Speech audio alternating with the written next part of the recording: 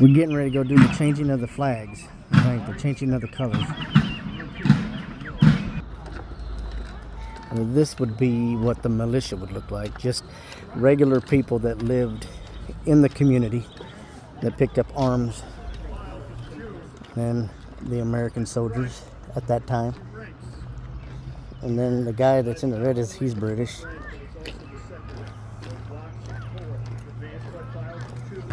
This big building, that is the George Rogers Clark Memorial.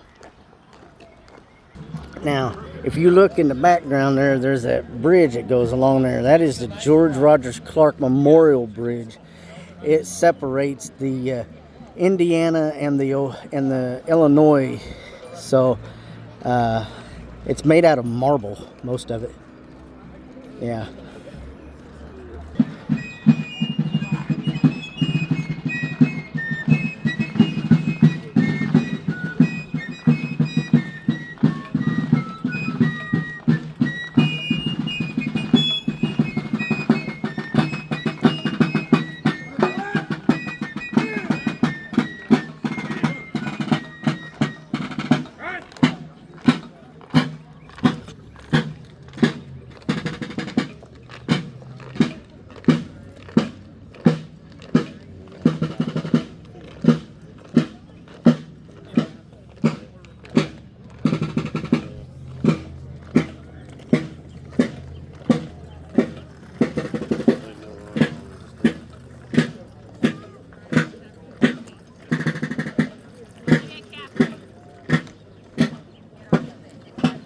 And then Mr. Park Ranger.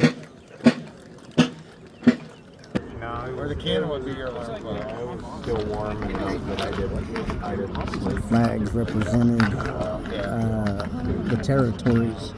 And good afternoon, everyone. And welcome to our closing formation for the day. We're the roll call and inspections. And it would have been done during this is a road call. What would have been regiment done. or unit would have lined up in front of their own camp and done the troop, and then gone off to a bigger formation where they were going to do a parade or drill or a number of North American colonists actually thought we should not be fighting for independence in Great Britain and volunteer for services to fight alongside the redcoats. You'll see the men responding now as the drummers the appropriate drum beat fife call indicating that it's time to line up for the troop.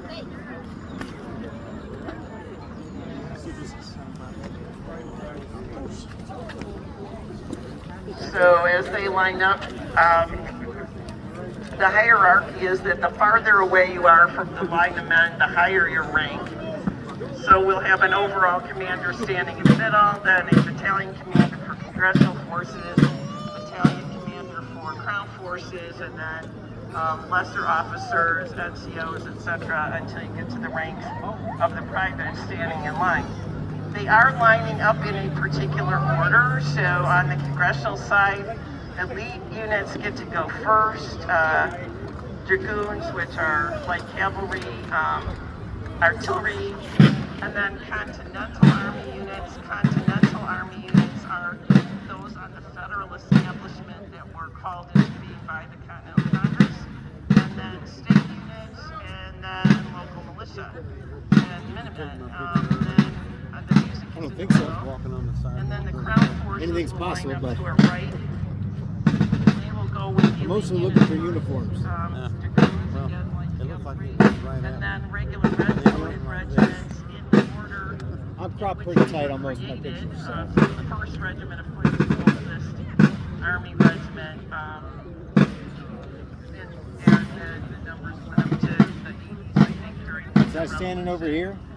That way? You will also Shooting my kids see on on the the Crown step. Forces side some German auxiliaries and also some loyalists. The loyalists being those Americans that I mentioned who did not think we should be fighting for independence from Great Britain and volunteered their services to fight alongside the Redcoats.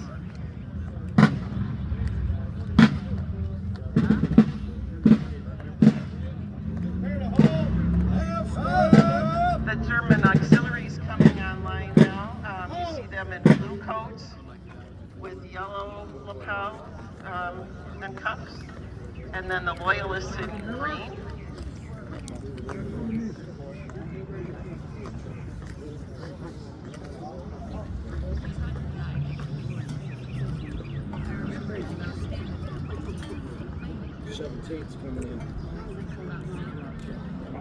There's really not a lot of Germans. There weren't very many Loyalists either.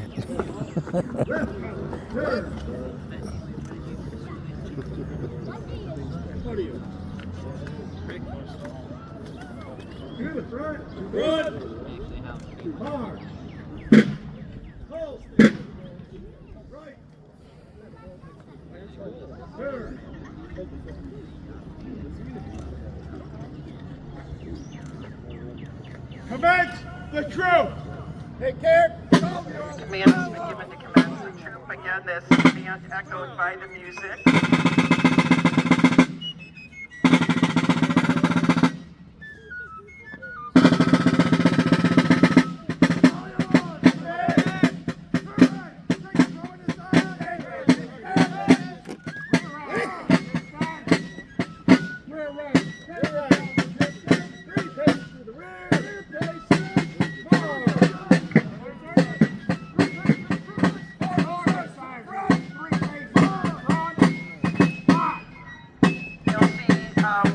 Some lesser officers kind of halfway between the commanders and the men, and then orderly sergeants in front of each squad taking the roll call and doing the inspection.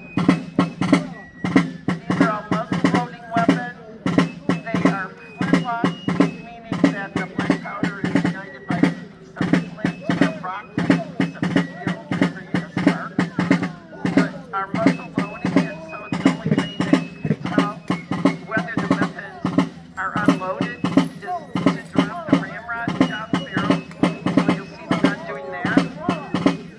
And the sergeants will also probably be checking to make sure that the weapons do not do what we call going off half-cocked or firing from the position.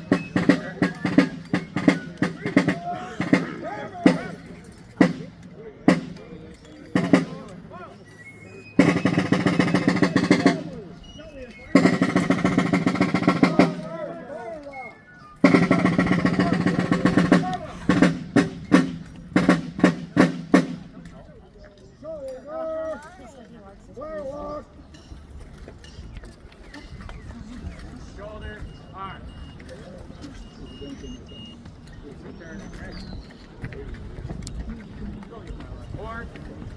Orderly sergeant from where at report. Arm. 15 Regiment Lex Crew, form to correct, sir. Orderly sergeant to the center. Orderly sergeant to the center.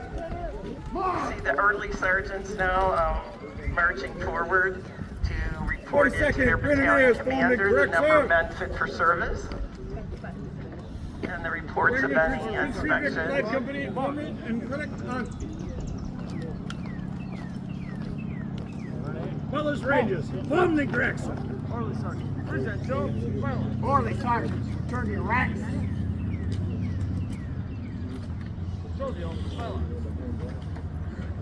Report. Report to good. Form the correct, sir. Form the correct, sir. What are you going up to? Form the correct, sir.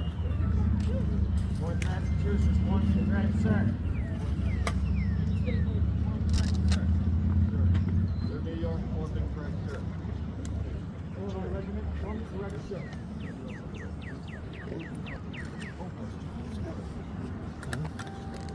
Basically, they're just checking to make sure everybody's in the ranks and where they're from.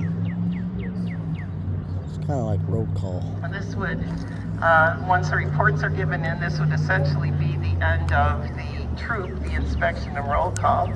It's our custom on Sunday, it's our custom in the afternoon to extend the troop by doing a trooping in the colors and a parade.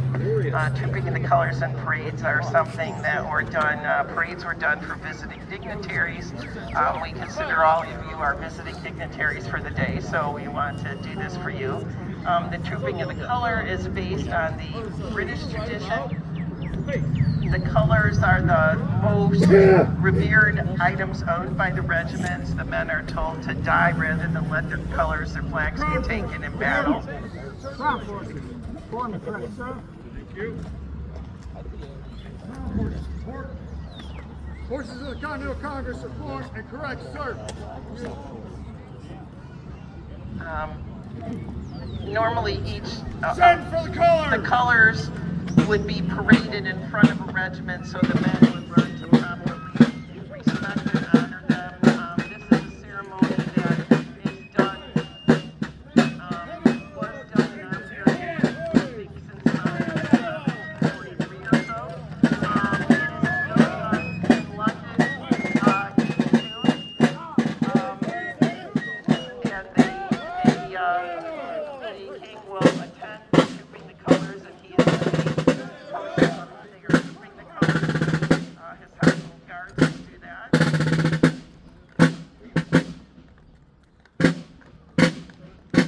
Today we have three colors being paraded. On the left is the color of the Illinois Regiment, Virginia State Line, that is part of the state forces of Virginia, as opposed to Continental or being on federal service. In the center is the color of the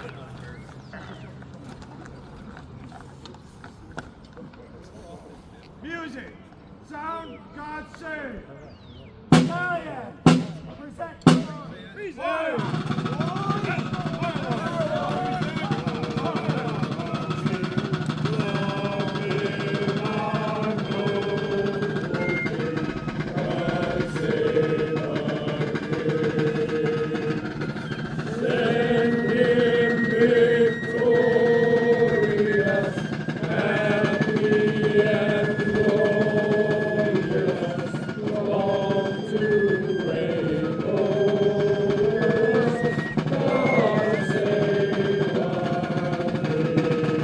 The colors are saluting there. We would not do that with the United States flag, but it is a perfectly proper 18th century color salute. Chester, It present. is actually still a salute used by the British Army today.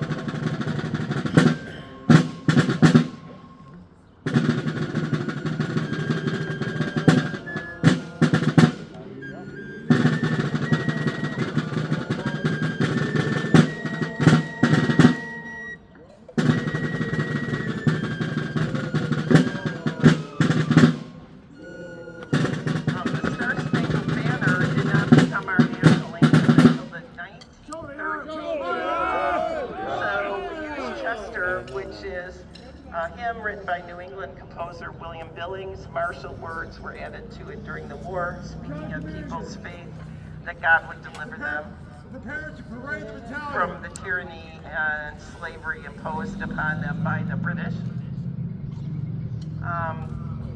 Having completed the anthems, we will be now parading the battalions for you. As I mentioned earlier, this is something that's done for visiting dignitaries. I want to thank all of you for coming out to see us today. As I often say, perfectly honestly, we would have fun doing this even without an audience, but it means a lot to us that you come out. It adds it's an extra level of enjoyment of what we do, hoping that we have taught you something about the American Revolution, as well as hopefully entertain you. This is what it was like in the 17 and 18, early 1800s. Yeah, that's amazing. The other two colors are the colors of the 4th Massachusetts Regiment, Continental Federal Army Unit. You'll notice this custom color is definitely joined by the Army escort.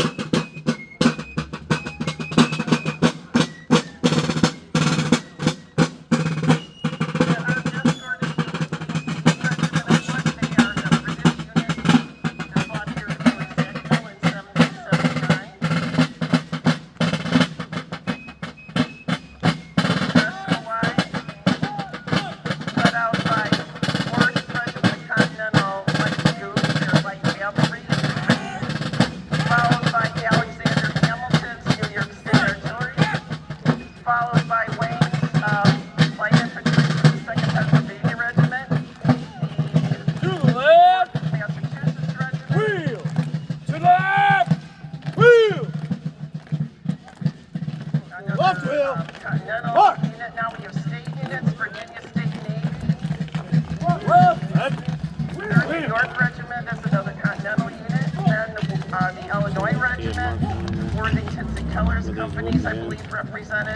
attacking force at Fort Sackville here in the The guy lost his money over in here. 1779, and then we've got Yeah, he dropped a whole bunch of coins over here. Culpeper Minute Battalion, Holder's Company, and Logan's Company, I believe, and then Holder's Company, Boonsville Militia. Those are all local militia or Minutemen who came out in defense of their territory. And the ground forces, dragoons like cavalry again leading out. Then the 42nd Regiment of Foot, the Royal Highland Regiment, may be known to you by its nickname, the Black Watch.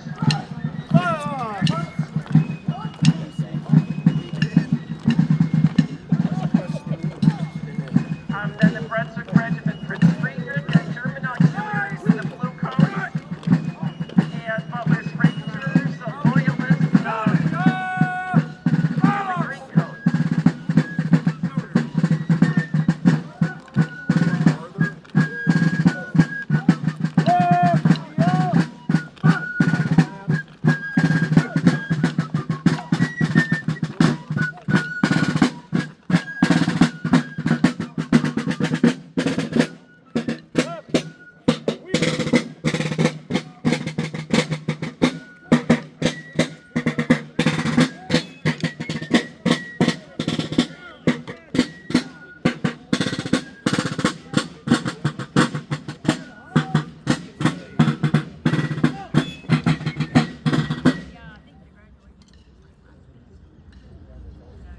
Having completed our parade, we are going to, in a moment,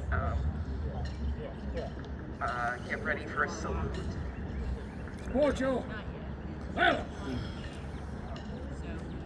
Before we do that, we are going to have a special commemoration. One of our members whose parents were members of the organization and who had been in the NWT, I think probably since birth, passed away last year, just about a year ago, shortly after attending this event. And it was one of her last wishes to have a memorial salute fired here over the Wabash. And so we are going to interrupt our ceremony a little bit and let her regiment, the 42nd Regiment, fulfill her wish by firing a salute over to her over the Wabash in memory of her. This is Liz Hamilton.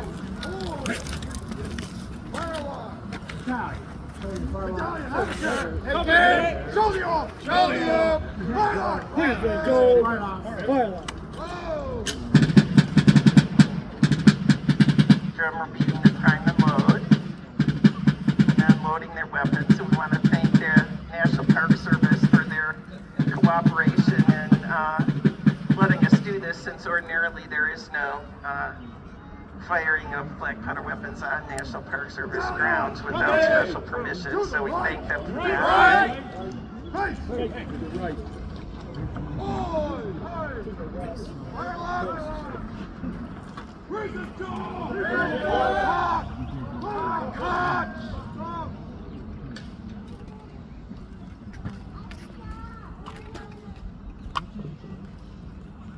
Freeze it! Fire! Shoulder!